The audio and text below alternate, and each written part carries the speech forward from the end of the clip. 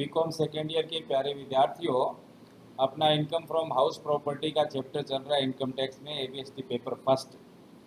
तो income from house property का जो है उस चैप्टर में आपको मैंने आयकर के प्रावधान, करयोग्य आय किस तरह से हाउस प्रॉपर्टी की निकलेगी, इसके बारे में आपको बताया।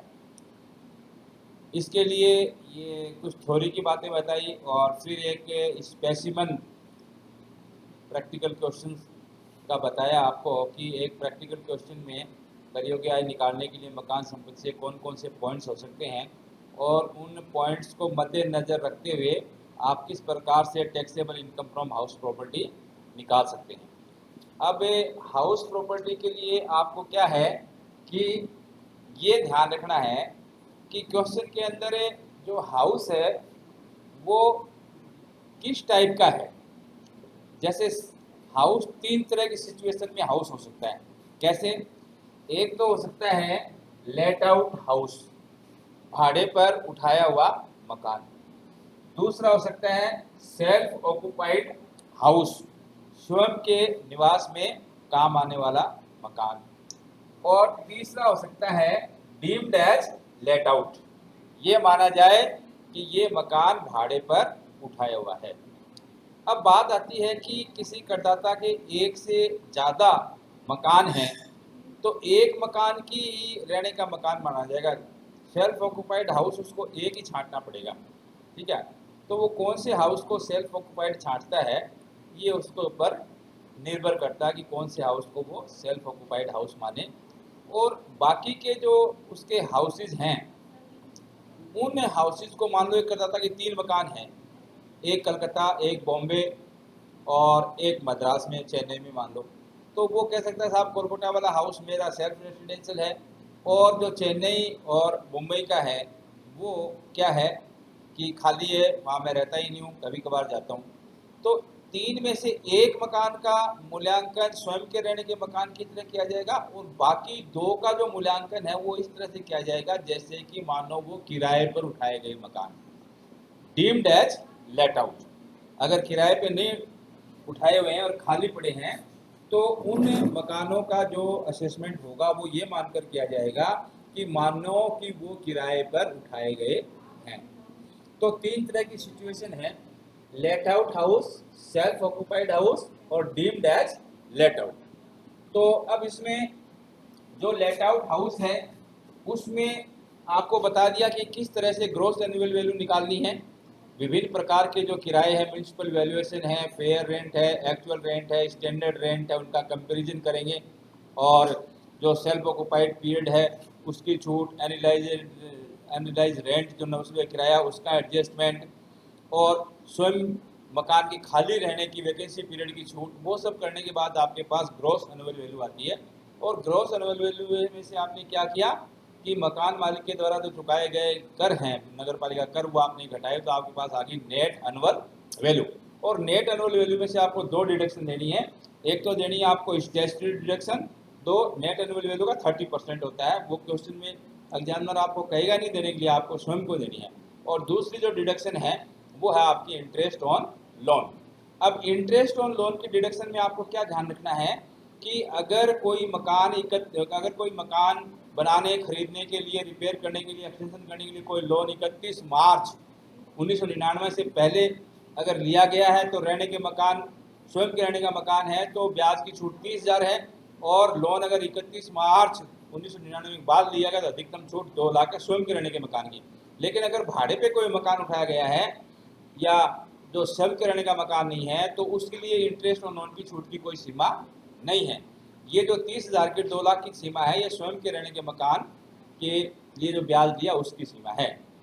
अच्छा, दूसरा ये कि जो सेल्फ ऑक्युपाइड होता है उसकी अपन शुरुआत कंपैरिजन वगैरह से, भाड़ों की जो म्यूनसिपल वैल्यू है, फेयर रेंट, एक्चुअल रेंट, उन सबसे उसकी तुलना नहीं करते। सेल्फ ऑक्युपाइड हाउस की सीधी एनुअल वैल्यू नील लेते हैं।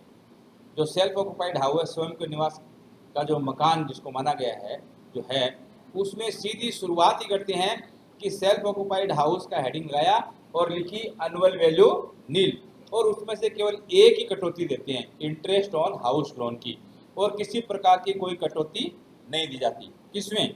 स्वयं के रहने के मकान में, सेल्फ ऑक्युपाइड हाउस में।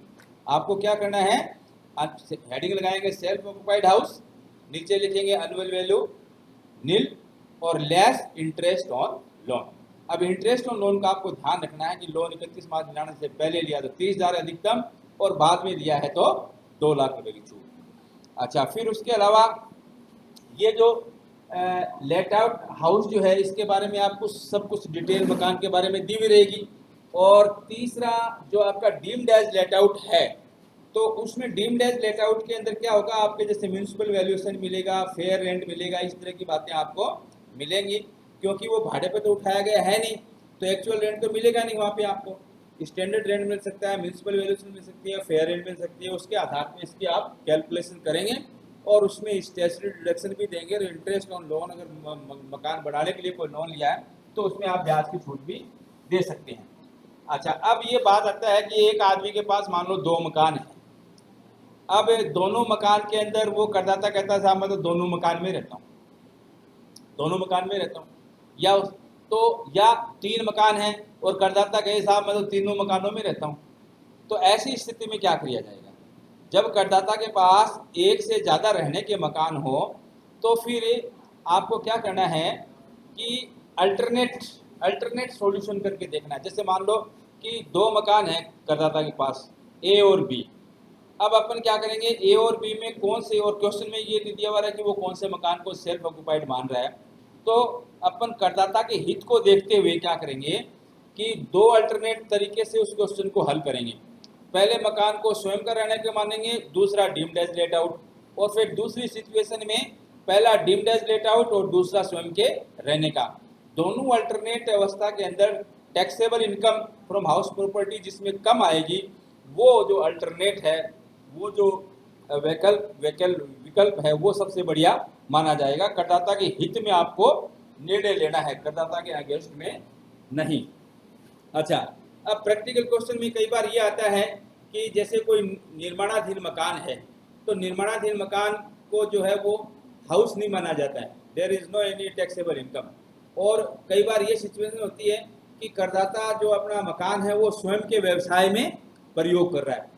तो स्वयं के व्यवसाय, जैसे मैंने आपको नियम बताए थे उसमें बताया था कि स्वयं के व्यवसाय में अगर कोई करदाता अपने मकान को यूज़ कर रहा है तो उसकी इनकम फ्रॉम हाउस प्रॉपर्टी में वो उसको टैक्सेबल नहीं करना है। इस चीज़ का आपको ध्यान रखना। अब एक करदाता के पास जितने भी मकान हैं उनके बारे में आपको दिया हुआ रहेगा कि पहला मकान क्या काम आ रहा है, दूसरा क्या, तीसरा क्या, चौथा क्या, उनकी डिटेल रहती है। कई बार ऐसा भी होता है कि जो एक मकान है उसके पार्टीशन भी हो सकते हैं। पार्ट का मतलब 1/3 हिस्सा, 2/3 हिस्सा, या 1/4, 1/4, 1/4, 1/4। तो ऐसी स्थिति में अपन क्या करेंगे, जो पार्ट होगा ना उसको एक प्रकार से अलग मकान मान के चलेंगे। जैसे पार्ट 1/3 एक पार्ट है और बाकी जो दूसरा पार्ट है वो कितना हो गया, 2/3। तो ये एक प्रकार से 2 यूनिट होगी, ठीक है, 2 यूनिट होगी, पार्ट 1/3 और पार्ट 2/3। अब मान लो इसमें करदाता रहता है तो ये तो हो गया सेल्फ ऑक्युपाइड हाउस, और दूसरे वाला क्या हो गया, लेट आउट, उसको भाड़े पे वो दिया हुआ है तो भाड़े पे माना जाएगा। अगर खाली पड़ा है तो उसको डीम्ड एज लेट आउट मान लिया जाएगा। तो इस तरह से ये इनकम फ्रॉम हाउस प्रॉपर्टी का जो चैप्टर है ये बहुत इंटरेस्टिंग है। और इसमें आपको ध्यान रखना है क्वेश्चन में कि पहले तो आप देखिए कि करदाता के पास मकान कितने हैं और कौन से मकान में वो स्वयं रहता है। कोई ऐसा मकान तो नहीं है जिसमें वो स्वयं का बिजनेस में काम ले रहा है, कोई ऐसा मकान तो नहीं है जो निर्माणाधीन है कि नहीं। तो निर्माणाधीन मकान कोई इसका असेसमेंट नहीं होगा। अगर स्वयं के बिजनेस में काम आ रहा है तो उसका असेसमेंट इस शीर्षक में नहीं होगा। उसकी आय जो है वो business income, business and profession head के अंतर्गत देखी जाएगी, ठीक है, वहाँ कंसिडर किया जाएगा उसको। और तीसरा आपको क्या है कि जब डीम्ड एज लेट आउट करेंगे तो उस समय आपको किसी चीज़ को माना गया मानेंगे, तो माना गया के अंदर आपको क्या होगा, म्यूनसिपल वैल्यूएशन, फेयर रेट और स्टैंडर्ड रेट, इससे तुलना कर करके आपको क्वेश्चन को हल करना है। अच्छा, इसमें नगर पालिका करके अंतर्गत एक बात आप जरूर ध्यान रखना कि म्यूनसिपल टैक्सेस का पेमेंट होना जरूरी है। अगर ड्यू है तो municipal taxes gross annual value में से नहीं घटेंगे, ये ध्यान रखना आप। पेमेंट होना उनका जरूरी है, पेमेंट होने के बाद ही municipal taxes gross annual value में से माइनस होंगे, अन्यथा नहीं होंगी। ठीक है, इस चीज़ का भी आपको ध्यान रखना है। हाँ, ये जरूर है कि पिछले गत वर्षों के म्यूनसिपल टैक्सेस का भुगतान भी इस साल किया तो वो माइनस हो जाएंगे। तो आपके इनकम फ्रॉम हाउस प्रॉपर्टी निकालते समय आपको यही ध्यान रखना है कि जो मैंने आपको परफॉर्मा बताया है वो परफॉर्मा पूरा आपके दिमाग में होना चाहिए, तभी आप ये चीज़ समझ सकोगे। और जो स्वयं के रहने का मकान है उसके संबंधित इंटरेस्ट ऑन लोन की मैंने एक बात बताई थी, इंटरेस्ट ऑन लोन की। उसमें क्या था, दो तरह का ब्याज होता है, एक होता है रेवेन्यू इंटरेस्ट और दूसरा होता है कैपिटल इंटरेस्ट, रेवेन्यू पार्ट और कैपिटल पार्ट। अब जो गत वर्ष का जो इंटरेस्ट ऑन लोन है वो तो आपका रेवेन्यू इंटरेस्ट है, और मकान बनने से पहले के गत वर्षों का जो ब्याज है उसको पूंजीगत ब्याज बोलते हैं, और उसके 1/5 जो है वो अलाउड होता है गत वर्ष के अंदर, और 5 सालों तक अलाउड होता है। इस चीज़ का कैलकुलेशन करते समय भी आपको ध्यान रखना है। तो ये जो हाउस प्रॉपर्टी का चैप्टर है इसमें जो महत्वपूर्ण बातें एक प्रैक्टिकल क्वेश्चन निकालने के लिए विद्यार्थी को क्या क्या पता होना चाहिए, मैंने आपके साथ डिस्कस किया। आगे और न्यूमेरिकल क्वेश्चंस करेंगे। आज की बात इतनी है। Thank you very much for listening this lecture.